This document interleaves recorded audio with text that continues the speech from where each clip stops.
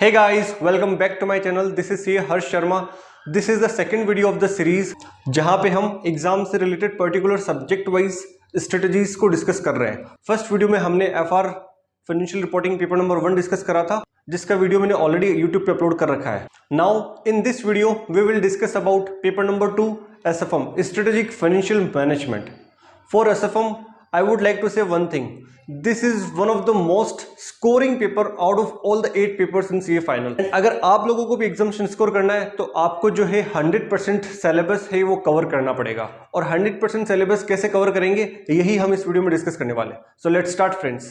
We have seen people scoring 70, 80 and 90 marks in this paper. मतलब आराम से आप 80-90 मार्क्स स्कोर कर सकते हैं। इवन मैंने खुद ने 77 मार्क्स स्कोर करे थे और एग्जामिनेशन इट्स नॉर्मल, लेकिन 90 मार्क्स तक आप लोग स्कोर कर सकते हैं। बट पास्ट के कुछ अटेम्प्ट से हमने देखा है कि जो स्टूडेंट्स है वो इस पेपर में एग्जामिनेशन स्कोर नहीं कर पा रहे हैं। इवन काफ़ी सारे लोग पास होने में भी स्ट्रगल कर रहे हैं, लाइक 40-45 मार्क्स स्कोर कर पा रहे हैं। ऐसा क्यों? ऐसा इसलिए है friends, basically there are 2-3 main reasons. First is this paper is a combination of theory and practical. Theory जो है 20 मार्क्स का आता है और प्रैक्टिकल जो है 80 मार्क्स का आता है। और प्रैक्टिकल जो है कैलकुलेशन बेस्ड है, तो कई बार हम कैलकुलेशन करते टाइम पे जो प्लस माइनस का साइन है वहाँ पे मिस्टेक कर देते हैं, या फिर कैलकुलेशन करने में मिस्टेक कर देते हैं, या फिर कुछ अजम्पशन लेने में हमारी जो मिस्टेक है वहाँ हो जाती है। तो ऐसे कुछ मिस्टेक्स अगर आप कर रहे हैं तो शायद आपका भी स्कोर जो है वो लो हो सकता है इस पेपर में। तो आपको इंश्योर करना है कि आप ऐसे मिस्टेक्स को एग्जाम में अवॉइड करें, आप ऐसे मिस्टेक्स एग्जाम में ना करें, ताकि आपके जो स्कोरिंग, आपका जो एग्जामिनेशन का प्रोबेबिलिटीज है, आपके जो एग्जामिनेशन की प्रोबेबिलिटीज है वो एग्जाम में बढ़ जाए। तो आपको ये मिस्टेक्स नहीं करनी है फ्रेंड्स। एंड आपको जो थ्योरी है वो आपको अच्छे से करके जाना है, क्योंकि 20 मार्क्स की थ्योरी इस एग्जाम में आती है और 20 out of 20 you can easily score. तो आपको ऐसा नहीं करना है कि केवल प्रैक्टिकल पे फोकस करना है, आप थ्योरी प्लस प्रैक्टिकल दोनों को अच्छे से करके जाइए। और थ्योरी को तो ऐसे करके जाइए कि 20 मार्क्स की थ्योरी आ रही तो आप इजीली 20 मार्क्स स्कोर कर पाए। और फ्रेंड्स इस पेपर में आप ये स्कोर कर सकते हैं। यहाँ पे थ्योरी के पूरे में से पूरे नंबर मिलते हैं आपको। अब बात करते हैं जब FR का पेपर देके आप आ जाएंगे और उसके बाद आपको कैसे अप्रोच करना है, आपको कैसे 1.5 डेज को यूटिलाइज करना है इस पेपर में एग्जामिनेशन स्कोर करने के लिए। इस पेपर का जो सिलेबस है वो पूरा कंप्लीट करने के लिए आपको 100% सिलेबस करना पड़ेगा ना। तो उसके लिए आपको क्या स्ट्रेटेजी आपको फॉलो करनी है। 2 से 5 आपका एग्जाम होता है और मैं ये मान के चल रहा हूँ कि आप 6-6:30 बजे तक घर आके थोड़ा रेस्ट करके 7 बजे आप पढ़ना स्टार्ट कर सकते हैं। और 12-12:30 बजे तक रात तक आप 5 घंटे है आपके पास, और आउट ऑफ दिस 5 आवर्स आप जो है 4 घंटे की इफेक्टिव स्टडी कर सकते हैं अगर डिनर का टाइम और थोड़ा रेस्ट का टाइम निकाल दें। अब बात आती है कि इन 4 घंटे में हम कैसे क्या कवर करें। तो फ्रेंड्स आपको इंश्योर करना है कि पहले दिन आप इन 4 घंटों में 2 चैप्टर्स को कंप्लीट कर लें। पहले दिन आप 2 चैप्टर्स को कंप्लीट कर लें। First one is portfolio management and second one is mutual funds. आप इन दोनों चैप्टर को इजीली कंप्लीट कर सकते हैं।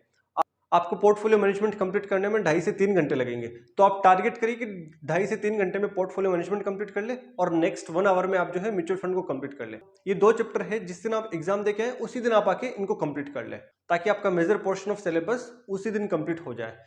फिर अगले दिन जब आप मॉर्निंग में स्टार्ट कर रहे हैं तो आप मॉर्निंग में सबसे पहले थ्योरी के आपके 4 चैप्टर है। आउट ऑफ दोज 4 चैप्टर्स आप जो है 2 चैप्टर्स को थ्योरी के पहले दिन जब आप मॉर्निंग में, मैं ये मान के चल रहा हूँ 6 बजे के आसपास स्टार्ट करेंगे, और पहले 1.5 घंटे में आप थ्योरी कंप्लीट करके आप जो है प्रैक्टिकल पे अगेन स्विच कर सकते हैं। अब प्रैक्टिकल में कौन सा चैप्टर स्टार्ट करें?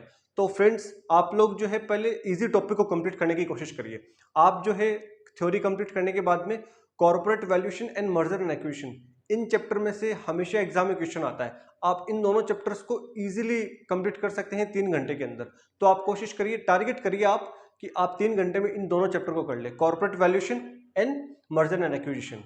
इसके बाद आप लोगों के पास लंच तक 1-1.5 घंटा और रहेगा। तो उन 1 से 1.5 घंटे में आप कोशिश करिए कि आप security valuation, see friends security valuation, bond valuation काफी बड़ा चैप्टर है, लेकिन आप जो सिक्योरिटी वैल्यूएशन का पार्ट है आप उसको लंच तक कंप्लीट कर लीजिए। It will take almost 1.5 hour. तो आप 1.5 से 2 घंटे में इसे कंप्लीट कर सकते हैं, और उसके बाद आप लंच करके थोड़ा सा रेस्ट कर लीजिए। और लंच के बाद आपको जो है वो स्टार्ट करना है जो सबसे मेन इंपॉर्टेंट टॉपिक है, दैट इज फॉरेक्स। और फॉरेक्स मेरे को पता है काफी लोग स्ट्रगल करते हैं, लेकिन आपको फॉरेक्स को एकदम सफिशिएंट टाइम देना है, जितना आप मैक्सिमम टाइम दे सकते हैं, और इंश्योर करना है कि फॉरेक्स का कोई भी क्वेश्चन एग्जाम में आए आप उसे कर ले। तो लंच के बाद आप जो है फॉरेक्स लेके बैठिए और 3 घंटे आप आराम से फॉरेक्स को दीजिए। और फॉरेक्स की अगर बात कर रहे हैं तो केवल और केवल फॉरेक्स की बात कर रहे हैं। डेरिवेटिव हम बाद में लेंगे, पहले आपको फॉरेक्स कंप्लीट करना है। फॉरेक्स में भी आपको 80-90% जो फॉरेक्स का पार्ट है वो कंप्लीट करना है। 10% जो डेरिवेटिव वाला पार्ट है वो हम डेरिवेटिव के साथ कवर करेंगे। तो आप कोशिश करिए कि जो फॉरेक्स का पार्ट है 80-90% वो आप टी टाइम तक कंप्लीट कर लीजिए, और उसके बाद आपको टी ब्रेक लेके डेरिवेटिव स्टार्ट करना है, और डेरिवेटिव वाला जो मेन डेरिवेटिव पार्ट है वो कंप्लीट करना है, और जो फॉरेक्स में आपने छोड़ दिया था उसे भी डेरिवेटिव के साथ कंप्लीट करना है। और ये चीज आप आपके डिनर टाइम तक कर लीजिए। डिनर के बाद आपको 2 छोटे चैप्टर करने हैं, एक है international financial management and interest rate risk management. In 2 chapter को काफी स्टूडेंट्स छोड़ के चले जाते हैं, लेकिन कई बार 8 to 10 मार्क्स के क्वेश्चन इन चैप्टर में से आ जाते हैं। तो आपको एंश्योर करना है कि आप इन दोनों चैप्टर को भी रात को सोने से पहले कंप्लीट करके सोएं, IRM एंड IFM। और उसके बाद आपका एक चैप्टर बचता है, दैट इज बॉन्ड वैल्यूएशन।